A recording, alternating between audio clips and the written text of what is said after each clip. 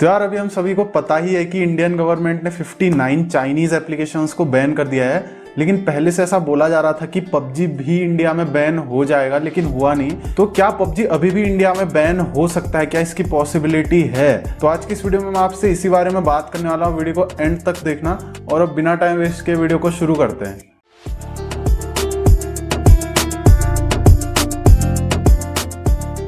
देखो, जो अभी हमारी गवर्नमेंट ने चाइनीज एप्लीकेशंस को बैन किया है वो सिक्योरिटी रीजंस के कारण किया है कि वो जो चाइनीज एप्लीकेशंस थी वो लोगों का डेटा लीक करके चाइना में भेज रही थी।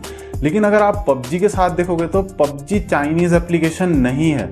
पबजी मोबाइल में एक ऐसी कंपनी है जो कि लिंक हो चुकी है, जो कि चाइना की है, वो है टेंसेंट गेम्स। अगर आप पबजी खेलते हो तो आपको पता होगा। देखो, टेंसेंट गेम्स ने सिर्फ और सिर्फ पबजी मोबाइल में अपना पैसा लगाया है ताकि उन्हें प्रॉफिट हो। तो इससे कोई भी ये वाली चीज नहीं है कि पबजी मोबाइल चाइनीज एप्लीकेशन है, वो चाइनीज एप्लीकेशन नहीं है। तो अगर हमारी गवर्नमेंट ये जो चाइनीज एप्लीकेशन है इनको बैन करिए सिक्योरिटी रीजंस की वजह से, तो इस तरह से वो चाइनीज एप्लीकेशन में पबजी को बैन नहीं कर सकती क्योंकि वो चाइनीज एप्लीकेशन है ही नहीं। देखो, जिस वजह से पबजी मोबाइल को इंडिया में बैन किया जा सकता है वो है इसकी एडिक्शन की। लेटेस्ट एक न्यूज भी आई थी कि पंजाब के एक बच्चे ने 16 लाख रुपए खर्च कर दिए थे यूसी खरीदने में, सिर्फ और सिर्फ। देखो, अब यहाँ पर पबजी खेलना कोई बुरी बात नहीं है। पबजी एक गेम है भाई, आप उससे स्ट्रेस कम कर सकते हो, खेलो उसे बिल्कुल। लेकिन अगर पबजी मोबाइल की आपको ज्यादा एडिक्शन हो जाएगी, आपको बिल्कुल लत लग जाएगी उससे खेलने की, तो ये एक बुरी चीज है। तो यहाँ पर ऐसा नहीं है कि पबजी सिर्फ बुरा ही बुरा है, उसमें मतलब दोनों चीजें हैं। वो एक तरह से अच्छा भी है, एक तरह से बुरा भी है। वो आप पर डिपेंड करता है कि आप उसे किस तरह से खेल रहे हो। और पबजी की वजह से अभी इंडिया में बहुत ज्यादा ऑनलाइन गेमिंग भी आगे बढ़ पाया है। अभी स्पोर्ट्स वगैरह में भी इंडिया से बहुत ज्यादा प्लेयर्स जाते हैं और कई सारे लोग लाइव स्ट्रीमिंग भी करते हैं। मतलब गेमिंग में बहुत सारे लोगों का फ्यूचर है। तो अगर मैं आपसे अपने पर्सनल ओपिनियन से बात करूं तो पबजी को बैन करके कुछ नहीं होगा, क्योंकि अगर पबजी को बैन कर दिया तो सारे लोग दूसरा गेम खेलने लग जाएंगे, दूसरे गेम का एडिक्शन हो जाएगा, फिर उससे बैन करेंगे तीसरे गेम का हो जाएगा।